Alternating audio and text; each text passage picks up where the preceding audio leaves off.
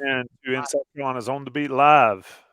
I'm your host, Tommy Ashley. It's Ross Martin, Adam Smith, producer John rocking the Carolina Blue cookout shirt. Could use some cookout right now. Bowl of cereal for dinner. Ross Martin, I'll start off the show right out the gate. What is up with these back hall locker room issues these last couple games for North Carolina basketball? Wake Forest added a layer of what in the world is going on to it. Your take and then Adam's take, and we'll get right into On the Beat Live, sponsored by Johnny T-Shirt, johnnytshirt.com. Yeah, I mean, little behind the scenes, we were waiting for after the loss to Wake Forest, where they were down 26. Ended up, making a single-digit game there late, but I mean that game was over at halftime. Hubert Davis kept the team in the locker room for 37 minutes. We calculated, gotten there around 9:15, didn't come out until 9:50 something plus. It was weird, man. We're just waiting, and it was would love to have been a fly on the wall in there, but kind of a heart to heart, come to Jesus type moment. I imagine you're either in, you're out situation, line in the sand, and kind of we'll see what happens against Clemson on Saturday. We'll see if it was effective or not. Yeah, I guess it sort of reminded me of back in 2010, the LSU situation, and folks that are old enough to remember that will know what I'm talking about. When Baycott said, "We'll find out on Thursday," I was wondering where we going to get a message board update thread. Who parked in the Smith Center parking lot and walked in? Adam. I just find it hard to believe that we're here where we are 10 months after where they were. But yeah, your take on what went down. The game, we'll talk about the game. That was a butt kicking is what it was when it mattered. But yeah, the aftermath. I mean, it was something. I wrote all about it. Well, we all wrote all about it, but I tried to set the whole scene, Tuesday night. And I randomly saw a message board poster saying, like, how do they know they were in there for 37 minutes? How does he know that Hubert Davis paused for 13 seconds? Does this writer have an agenda? And I was very tired because I hadn't slept. And I almost clapped back, which, as you know, I try to be a nice guy. I almost clapped back like, you've got to be freaking kidding me, asking me if there's an agenda when we actually timed this stuff. Like, the agenda is to report accurate and informative information and take you there. We're literally standing outside the locker room door for 40 minutes. I mean, anyway, and not to get too off topic here, I was thinking about it. I told Ross, maybe it's something about Joel Coliseum in Winston-Salem, because I distinctly remember in my previous job covering a Wake Forest game there one random December, and they played Xavier, and it was a Xavier team coached by Chris Mack. And Wake Forest beat them. It was a great win for Wake Forest in that moment. And Chris Mack kept Xavier in that locker room for like an hour and 15 minutes. It was unbelievable.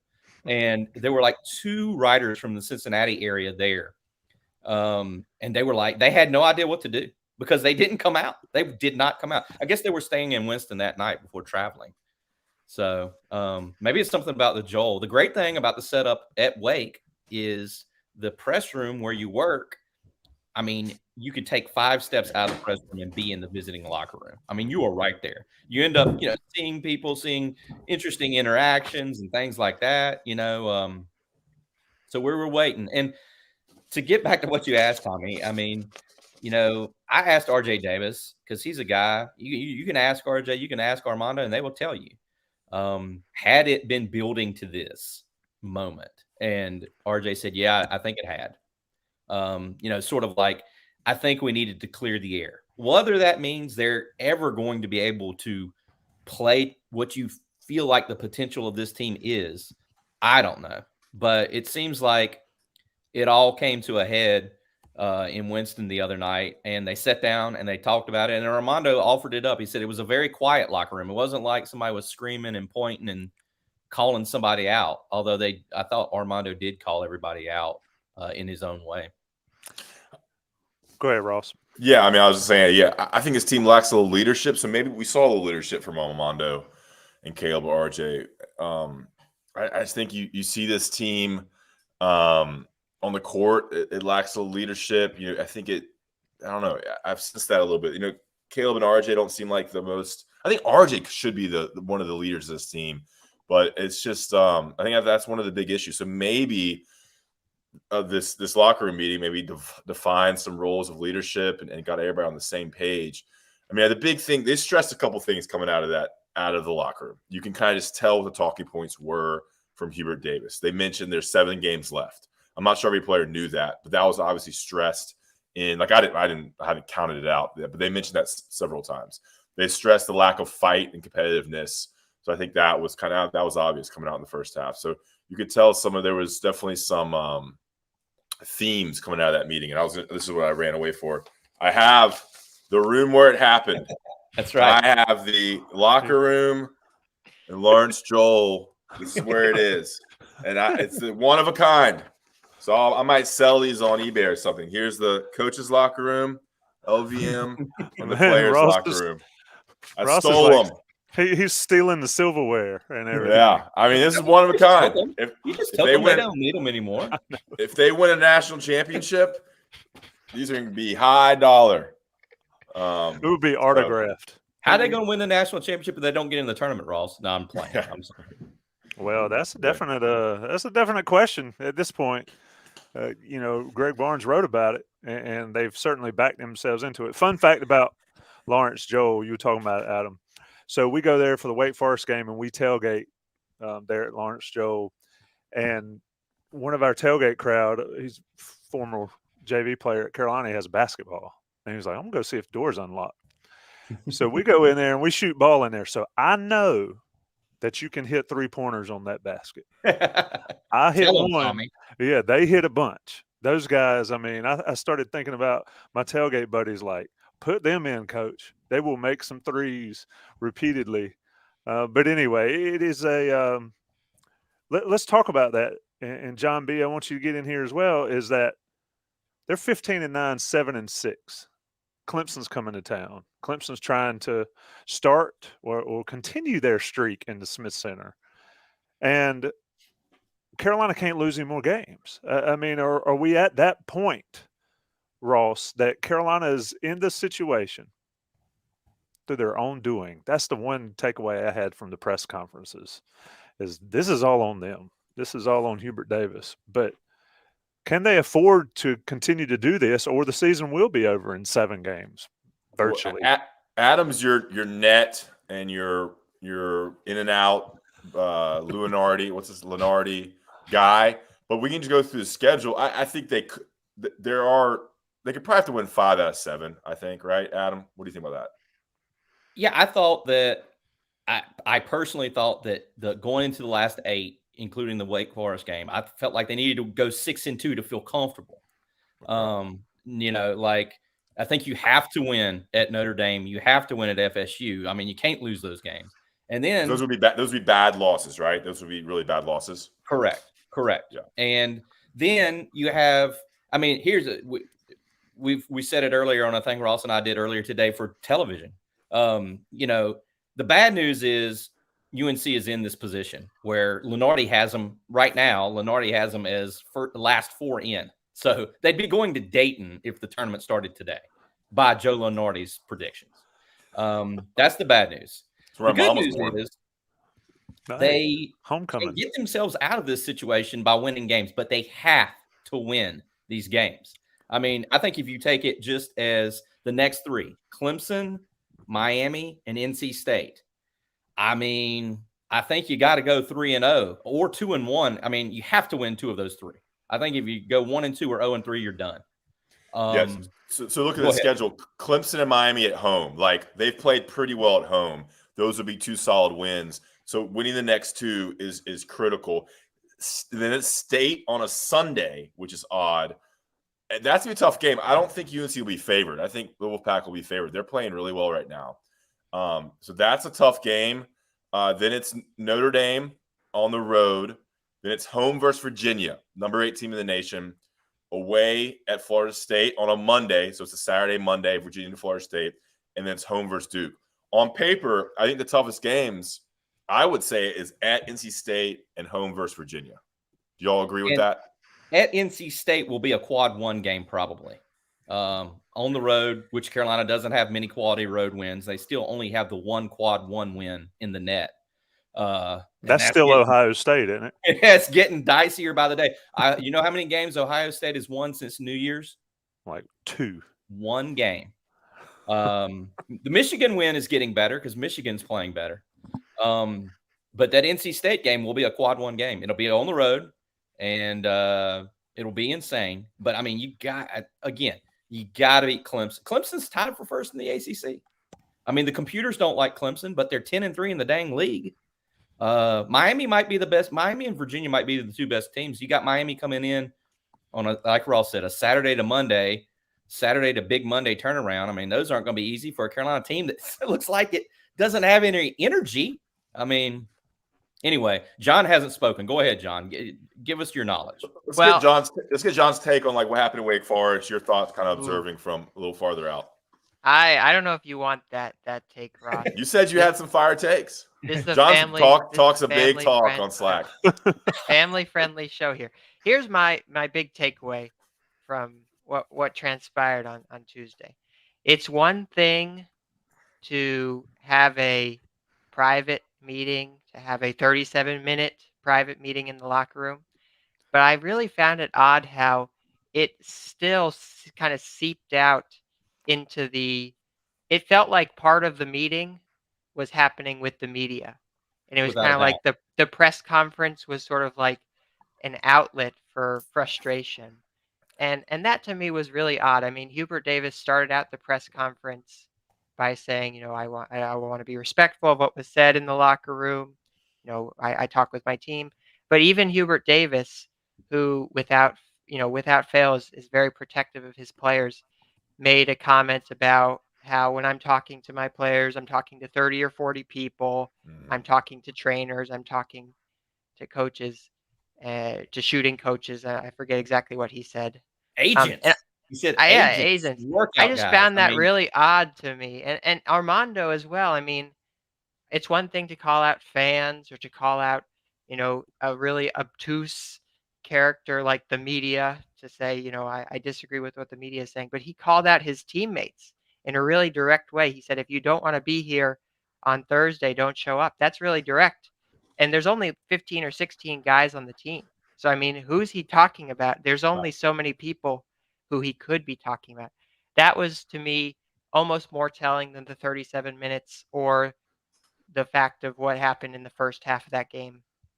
It's like they don't have the answers, so they're kind of looking almost to the media, looking for the press conference as a forum to share their thoughts because they don't have the answers themselves.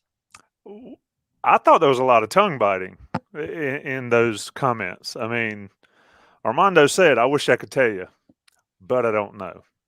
Hubert Davis, quiet for how long did you say, Adam? 13 seconds or something? It's a 13-second pause and a 10-second pause, and I have no agenda telling you that. I'm just telling you for informative purposes. I personally think you slowed that video down on purpose. Go and watch on IC. That's what I did. It's such a long pause. That is Hubert's weird in press conferences. But that is that mind saying, can I say this? Nope, I'm not going to say that. What about, no, let's not say that. And he's good at his words carefully. Exactly. And he's good about not doing the this and that. He just goes silent. And so to his credit, but I felt like I almost wanted to say it. I wanted to see players say it. Get it out there.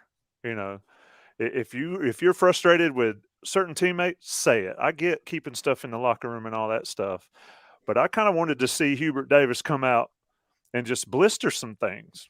And he sort of held it back. So that's why it's going to be interesting to see how it translates to Clemson on Saturday, because Clemson doesn't give a damn about Carolina's issues. Brad Brownell certainly doesn't. They're going to come in wanting to punch people in the mouth. Ross, you said Hubert's a little weird in press conferences. Is he – and I don't disagree, and he's still getting used to it, but is he – too nice in the press conferences, maybe? Yeah, I think you had a great point about, I think he needs to be a little, I think fans would appreciate a little more anger and fire coming out of that game. I I think you're right. He did held back. I thought John was really good about pointing out that comment about the 30, 40 voices. I'm going to read it here because that stood out to me. This was actually my question, I believe, not to brag.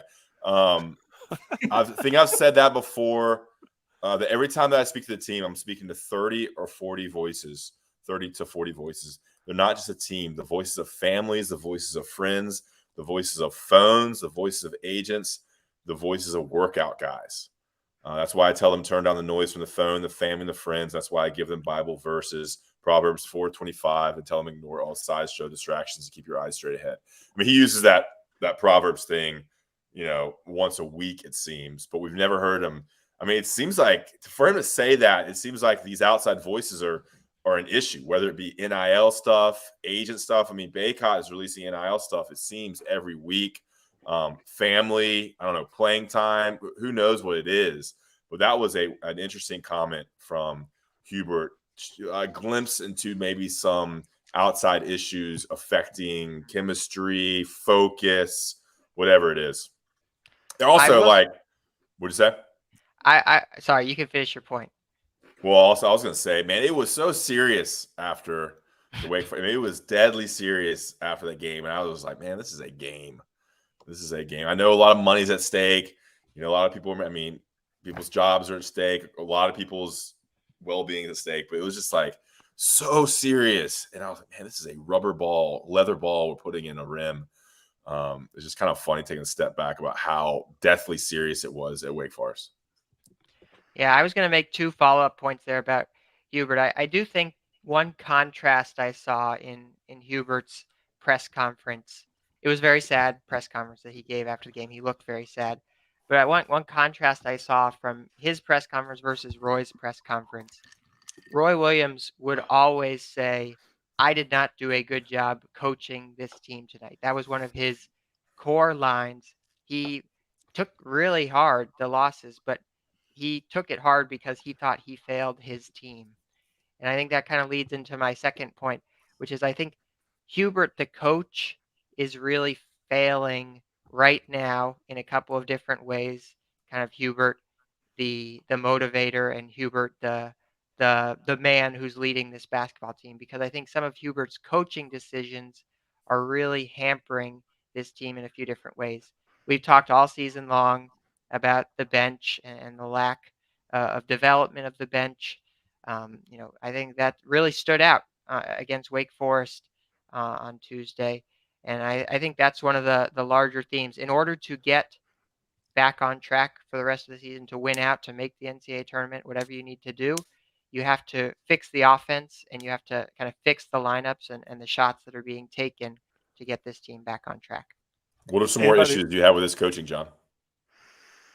Well, my main, I was looking into this. First of all, non-garbage time offensive efficiency this season. UNC's 2 lowest games have come in their last 2 games. Wake was the lowest of the season. Duke was the second lowest of the season. It shows whatever is happening with the offense, it's not working right now. It's broken. And I think that's a big issue that needs to be fixed. And I think you fix it by adjusting who is playing and who's taking shots. So obviously easy for me to say sitting here, but I think that's been a real theme this season for sure. Just to jump in on that. Sorry, Tommy. No, go ahead. It just occurred to me when John was talking about, Roy, and he is absolutely right. Roy would come in there misty-eyed, red-faced, and start saying, I didn't have them prepared. It was like you could set your watch to it. I just think that's generational. I mean, I'm not trying to disagree with John, who I love to death as a younger brother or cousin, but I just think it's generational. I think that's how Roy came up in the coaching business, is like you sort of did that. You went in there and that's what you did. I just think that his era of guy, did that crap. I just think Hubert's different than that. I personally, I think Hubert is fine in press conferences. I think he's gotten a lot better. I feel like this season, in terms of just being a reporter and wanting stuff to write or post or create, I feel like he gives us plenty of stuff. I don't feel like he's high. You can't just come out there and name names. You can't say, Caleb's shooting too much. RJ's too small. Leaky sucks on offense. You just can't do that. I feel like maybe I'm too close to it. I don't know. I feel like Hubert gives us plenty without giving away all the stuff. I've covered plenty of coaches who are boring as hell. Herb Sindak, God bless him. Like, come on. He sucked. He was terrible to cover. I mean, he was a weirdo. If you want to talk about weirdos, he was a weirdo. He would get on the hot seat every year around this time. You get on the ACC teleconference, and Coach K would defend him because Coach K would always beat his butt, so he wanted Herb to stay around. And then you'd go and you'd say, Herb, Coach K has come to your defense here. How does that make you feel that the fraternity of coaches is blah, blah, blah? And Herb, thank you. That I appreciate that. Thank you. I mean, Herb was a damn weirdo. I mean, I don't know if Hubert's a weirdo. Hubert is just Hubert. He's Hubert the Boy Scout. So I don't know. I don't know where I'm going with that. It was quite, Ross is right. It was quite serious. But, and I mean, you got to listen to this stuff. Like RJ said, yeah, we got some chemistry problems. I mean, they said it. You don't have to like shout it, hold up a sign like Ross is doing. They said it. We said Hubert was asked that Armando said the team chemistry could be better. Hubert said, I agree with Armando. Like, this is where we are, strangely enough. I'll say this. I mean, making shots helps chemistry. I mean, they're missing shots. They're not making threes. They shot a little bit better against Wake Forest because they scored so much. They scored 60 points in the second half. A lot of people realize that. But they finished 40, you got it right from me, 40.5% for the game. But before that, against Pitt and Duke, they were right around 34% from the field. They're not making threes. I mean, all of Caleb's threes came in junk time pretty much.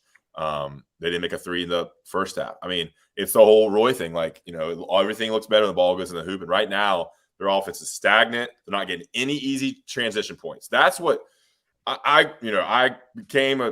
grew up watching Roy Williams teams, when I was in high school and college, and they always scored easy baskets and transition.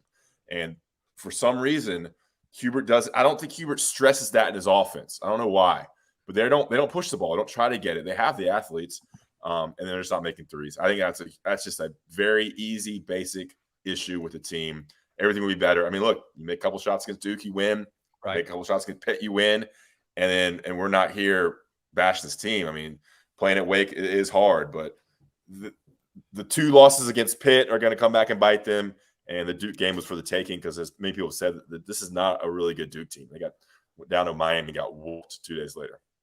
Totally concur with what Ross has said. Because, I mean, I was going to say the exact same thing, is that if one of those RJ Davis threes, he missed all 6 of them. I think he was 3 for 15 from the field against Pitt. If one of those shots goes in, they beat Pitt. Just one. They held Duke to 63 points in Cameron. I mean, the last 2 games in Cameron, UNC Duke were played in the high 80s and low 90s. If you said you're going to hold Duke to 63 points on its home court in the first Duke-Carolina game when the energy is through the roof, you would take that every time. Carolina didn't score for the last 4 minutes of the dang game. They went scoreless. It was 57 all. Hell, Leaky took a 3 right in front of me and Ross that would have put them up 1 late. I think 1:05 left. They still had a chance even though they hadn't scored. So, yeah, it's kind of crazy that those two, the Pitt and Duke game, they easily could have won. And this could have been their first loss. They could have been on a 6-game winning streak going into Wake. But Wake was a debacle. Isn't that the frustrating thing, though, is that, if they'd have made one more shot, well, the converse of that is if they would have had one more defensive stop, they'd have won. If they wouldn't have let, Burton do exactly what he wanted to at the end of that game, if they wouldn't have allowed, Jeremy Roach to waltz down the lane. I mean, making shots, yes, Roy Williams, 100% right. It all looks better when it goes in the basket. But when it's not going in the basket, you got to be locked in completely on defense. And watching this team, and that's the Wake Forest issue, right, is that they had opportunities to win in spite of shooting so poorly, and they let those opportunities get away. I will say this about the postgame.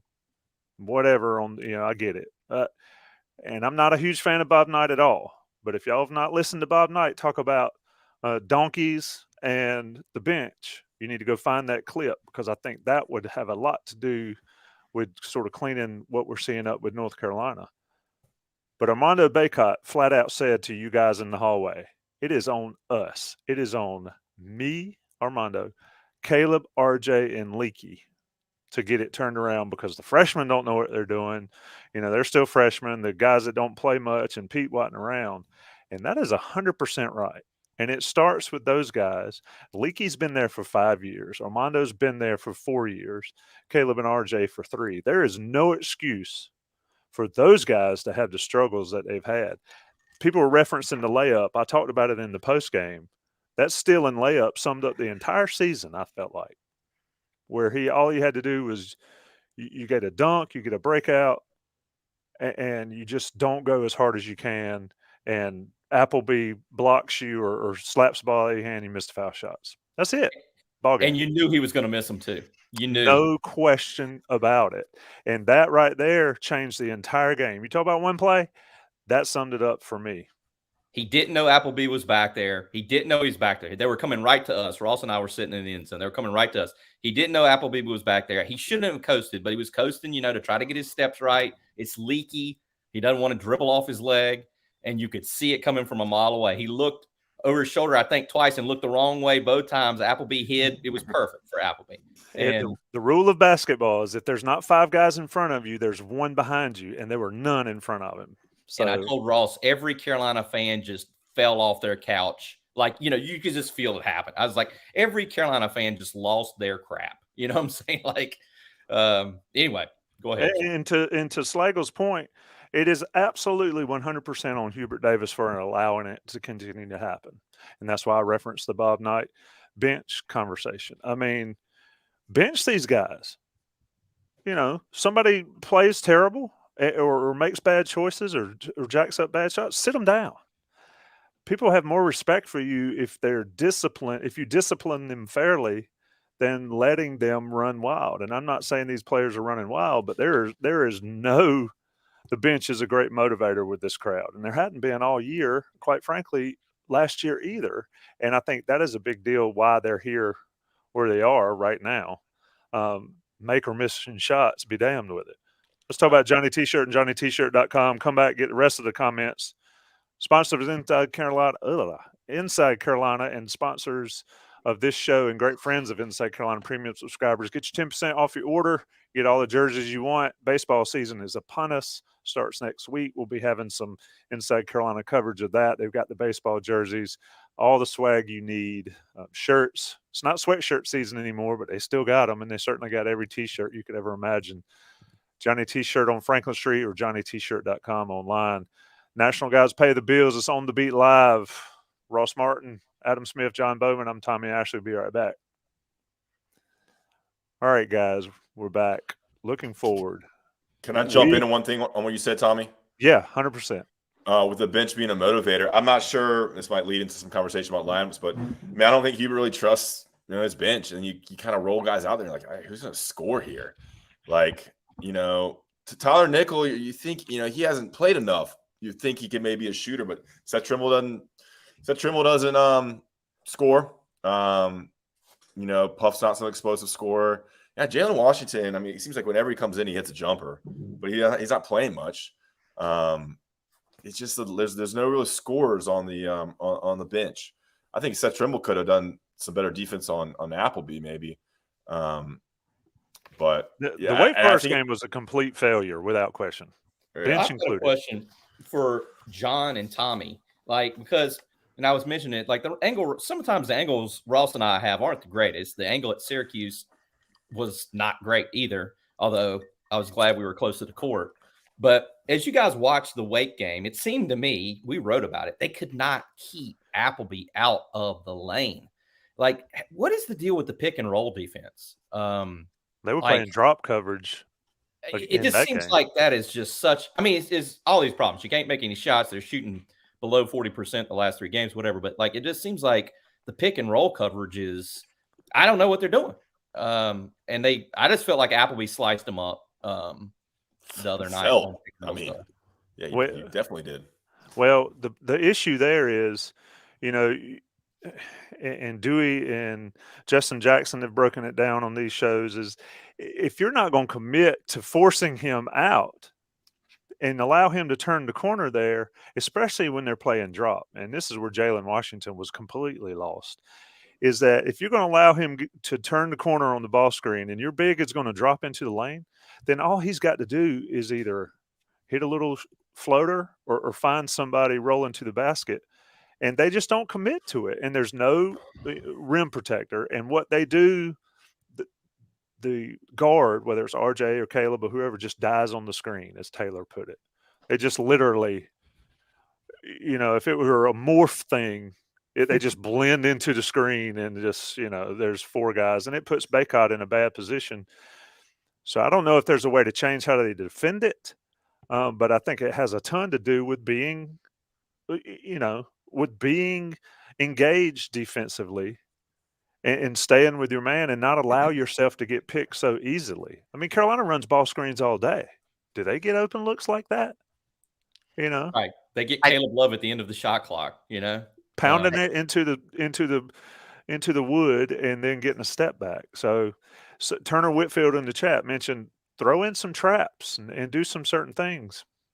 I think too, part of the issue on defense is the help side defense.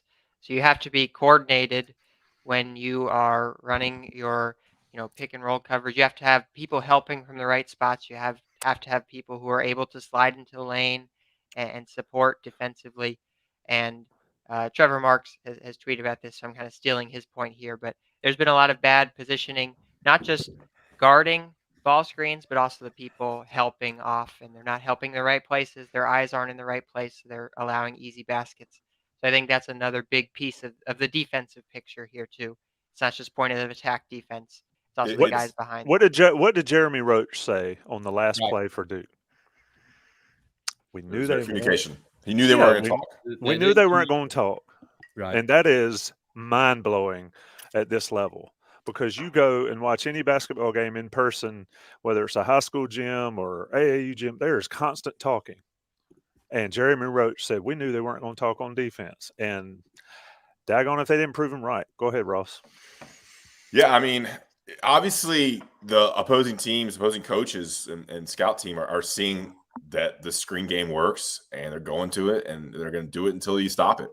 And so that goes on to kind of coaching for UNC. Like, they're not talking. Like, get the team to talk. Like, what happens when you got to work this screen defense, whatever they're doing. This slice and dice in you.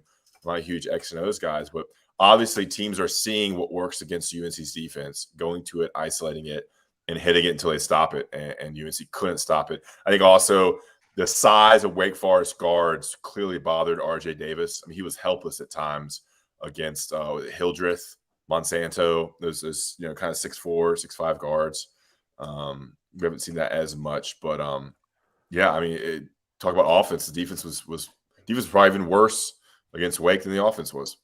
Yeah, Tommy mentioned maybe press a little bit, which I would be. I mean, I'm not a coach, but I would be fine with that just to shake some stuff up. But they showed a little full court, 3/4 court trap at Wake, and what happened? Monsanto buried a three immediately. I looked over at Ross. I was like, "That's how you break a press. Like, there's your press break offense." Like there was no energy in that. Now you could. I've seen that. We appreciate the comments too, by the way. Everybody's chiming in over here, like, good. I don't know that I've ever posted a comment over there. I don't know if I know how to, but you got to go to your YouTube and then post as like Adam Smith is what I do. I appreciate everybody over there. But I mean, why not bring in the bench mob like Puff, Trimble, Dunn, DeMarco Dunn, guys like that? Heck, Justin McCoy, even though I'm not a huge Justin McCoy fan, just to press a little bit. I mean, just to mix it up a little bit. Give these guys that play 35 minutes a game a blow, press for 2 or 3 minutes. I mean, who knows? It might get you beat. I don't know. But it might be a way to scramble some things up a little bit and, just keep the energy going. Let me throw this up here. Hold on a second. Power swish. UVA has trouble with a little point guard. UVA's defense is completely different. The pack line defense doesn't allow that type stuff on the inside, and Kihei Clark is also like 25 years old, so he's dealt with it all the time. But Virginia's defense is completely different. It's not really relevant to the discussion here, though I'd agree their process and their scheme makes it less of an issue for a smaller point guard. Go ahead, John. Sorry. No, you're fine. I was going to go back to the bench point that Adam was making, and also Ross that you were making. Ross, you said, you have the bench options coming on, and you don't know where you're going to get scoring. We are 3/4 of the way through the season. The job of a coach is to understand what the bench guys are good at and then put them in positions to where you can have them succeed. And all of the bench guys have different strengths. I think they're all relatively talented. Puff, DeMarco Dunn, Tyler Nickel, Jalen Washington, Seth Trimble. So that is on coaching, in my opinion. If you can't find any options on your bench to where we can't find any scoring. That is a great comment there. Screenshot that for me, Ross, will I you? have I to am. acknowledge that. Man, you should not be allowed to have besties post Friend them of in the program. Friend of the program, Brant. and a cat BWN and a tapping cat in. and a cat guy. Tapping in, BWN. Sorry, John. They're messing with you. They're messing up your flow. I agree, No. but No, continue with it. I'll answer this question too from Anthony. And which bench player's strength is Right. scoring? I think Jalen Washington is a good scorer. I think he can provide scoring from the post option. I think Tyler Nickel, Puff Johnson, and DeMarco Dunn are all relatively good 3-point shooters. Maybe this goes a little bit back to not having a point guard who can get them the ball in the right spots. But I think those three guys could provide shooting from the bench. So again, the job of a coach is to structure lineups so that you have, okay, maybe we have Puff, DeMarco, and Tyler out there. RJ's running point, and his job is to run a lot of ball screens and generate open shots from 3-point line from some of those bench guys. So, I agree, John. I think this kind of goes back to, I think, a point you made 2 weeks ago that, coaching staff maybe should have played some of these guys a little bit more earlier in the season against some lesser opponents. Now, they struggled at times against some lesser opponents, but, so they get more comfortable. So, you by this point, you have, like Roy Williams used to always say, they're not freshmen anymore by this part of the season because they played so many games. So, I know Jalen Washington was injured, but Tyler Nickel, Seth Trimble, DeMarco Dunn, like, play them more at the beginning of the season. So when it comes time for the ACC play, they can give you 10, 15 minutes and be productive.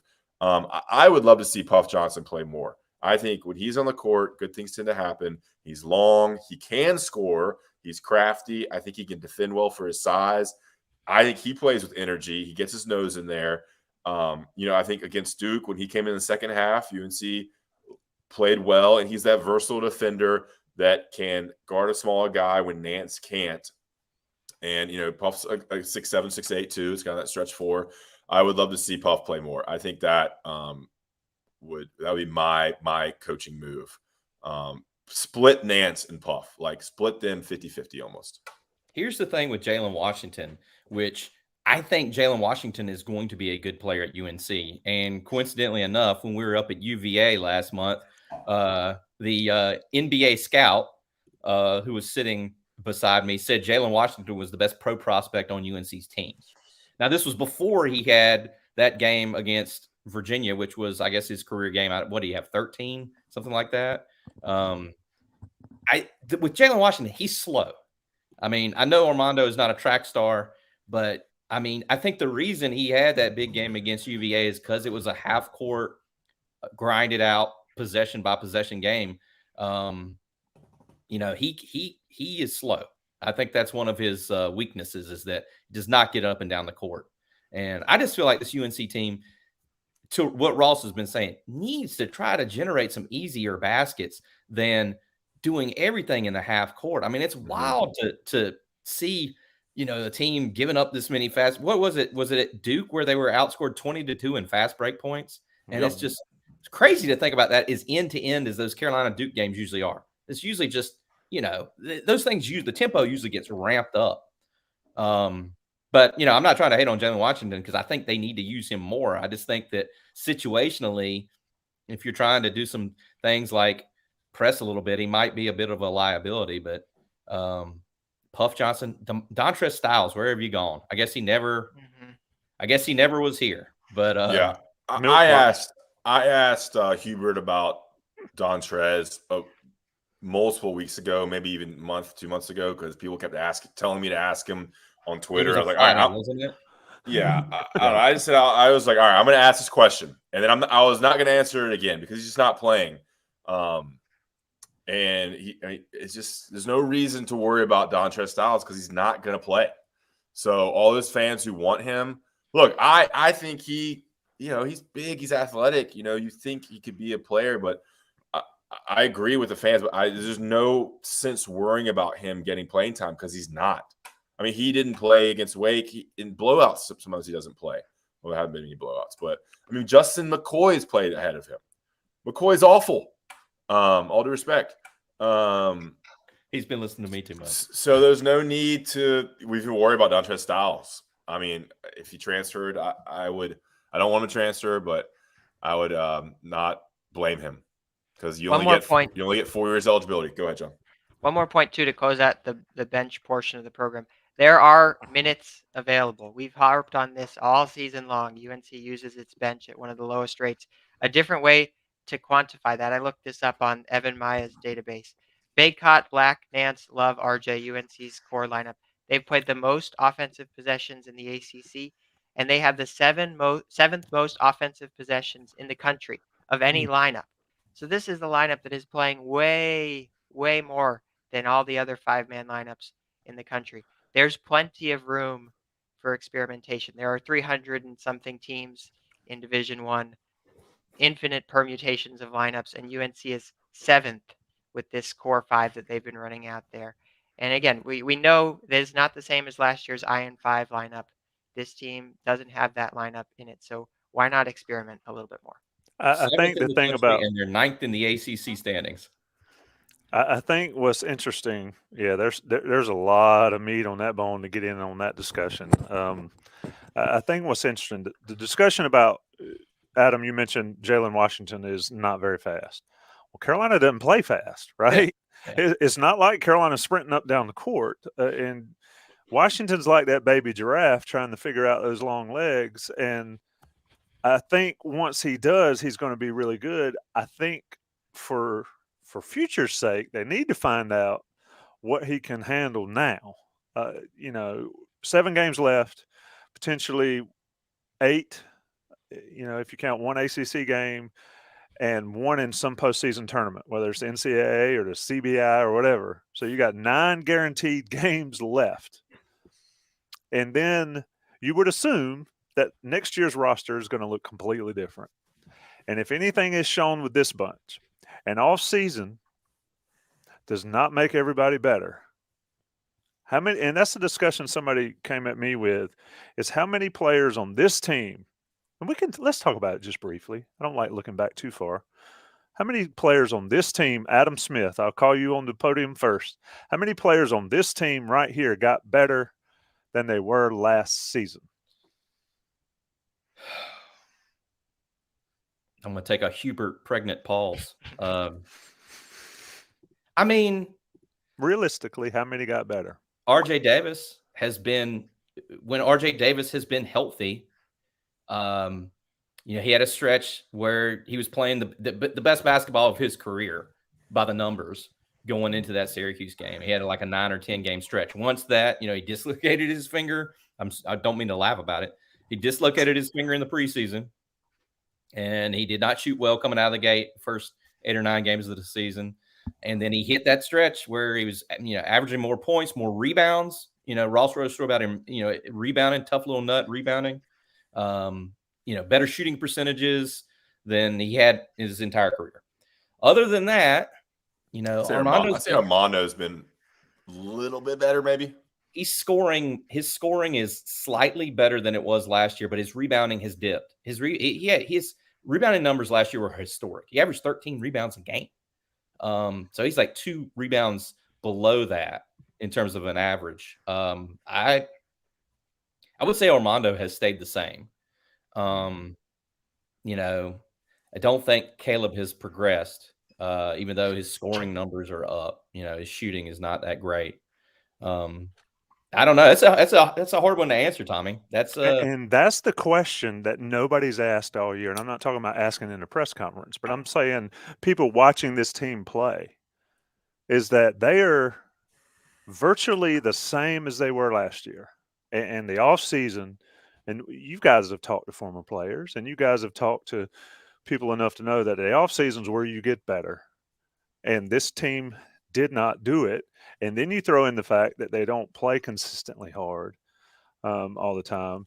So people are saying DeMarco Dunn's gotten better. I will give you that DeMarco Dunn's gotten better. And quite frankly, watching him down in Fayetteville, his senior year in high school, play against local teams, I didn't know he was really good there. I didn't know how good he'd be at Carolina, but he has clearly gotten better, and he has done well to improve. But when we're sitting here trying to figure out who's incrementally better than they were last year in the national championship run, that's what Joel Berry talked about on Inside Carolina Live. That's what Justin Jackson talked about on the postgame the other night, is they had a taste and they didn't get any better. And now here we are in 2023. That's my soapbox for the whole entire season, to be honest with you guys. John, you got anything else? Well, I was going to make one more point about the offense, and it's specifically about the offense this month.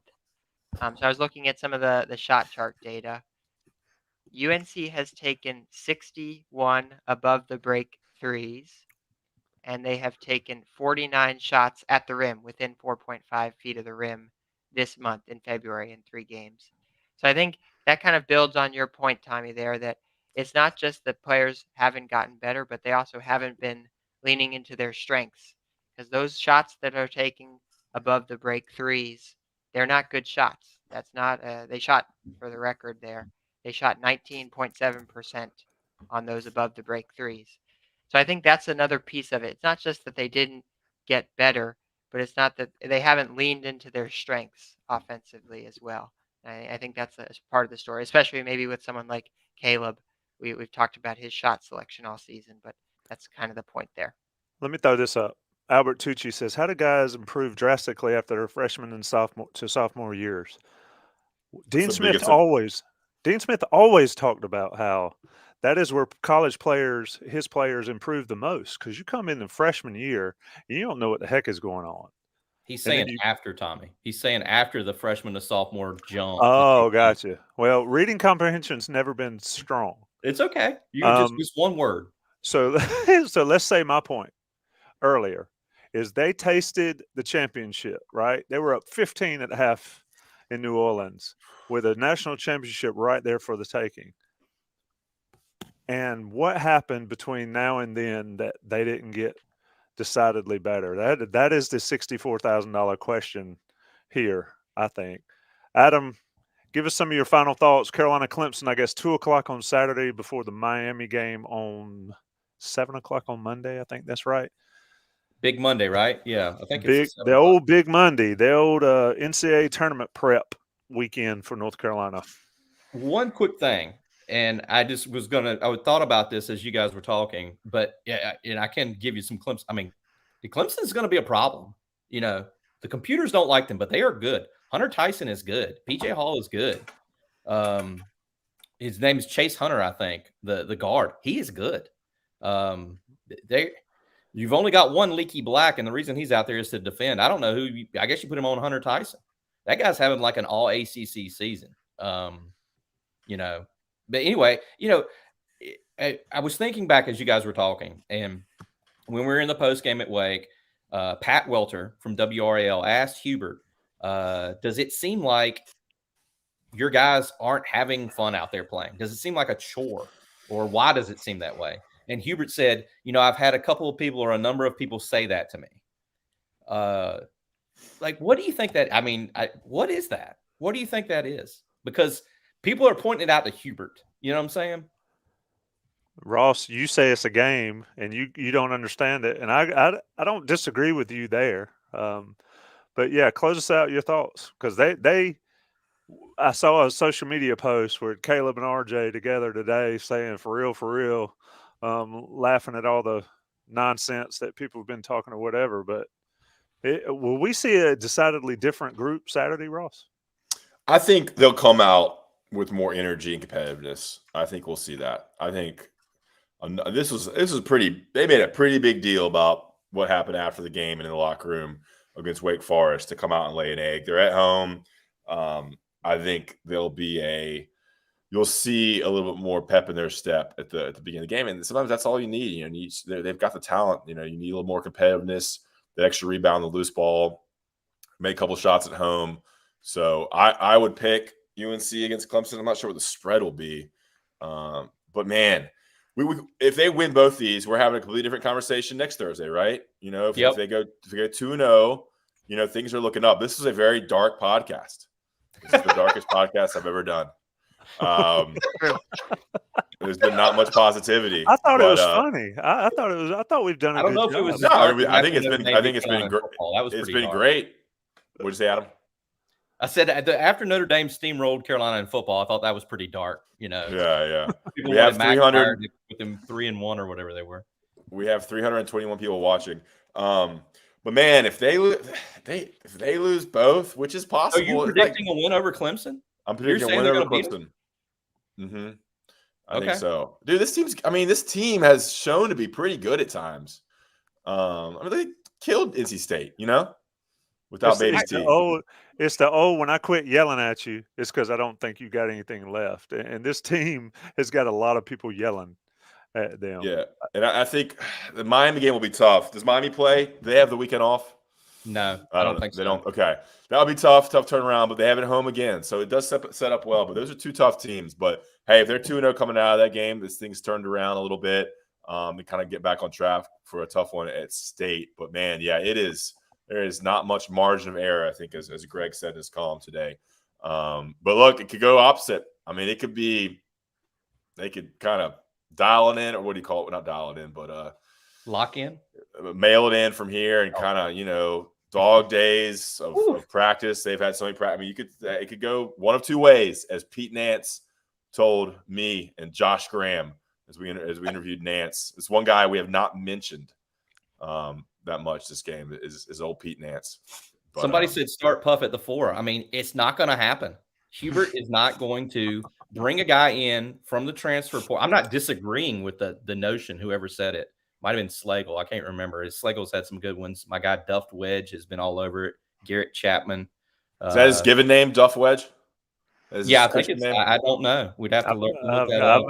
I've had so many. You probably could call me that. Albert's been hitting it. I mean, there's Catherine. I'm just scrolling. I mean, there's been some good stuff.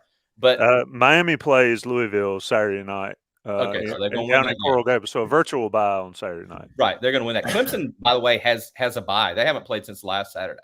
They'll be fully rested coming into Chapel Hill. But Hubert's not going to bench Pete Nance because it's his 5th year of college basketball. It's a grad transfer. I mean, he's just not going to do it. You know, maybe he will, but I don't think he will. He's just not going to do it. Man, if the team is missing Brady so bad. I watched highlights of Brady today.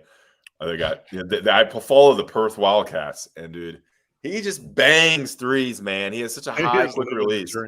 He is so good. When he hits transition threes, corner threes, he's so good at hitting threes. And dude, things are so much different when you have a guy who can just nail threes like that. Great passer too. I think his passing was underrated. Great passer, great moving without the ball.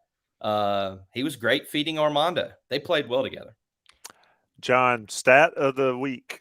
We need a vibe raiser here at the end of the show, because you're right, Ross. It was a tough show. I was hard on everyone, so I will pick this instead of a stat. I want everyone to go around. What is your cookout order? Adam, you go first. What's your cookout tray? I skip me. I'm typing a message in our private chat. Ross, what's your cookout tray order?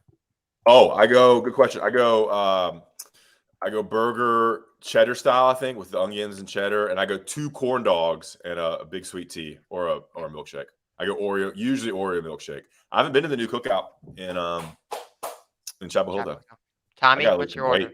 I'm trying to keep the figure well, but I go Cajun chicken sandwich tray with double bacon ranch wraps and probably a sweet tea and then a shake on the side too. So the bacon wraps are sides too. yeah, you can get the bacon wraps as sides, and I love them because I love some bacon now.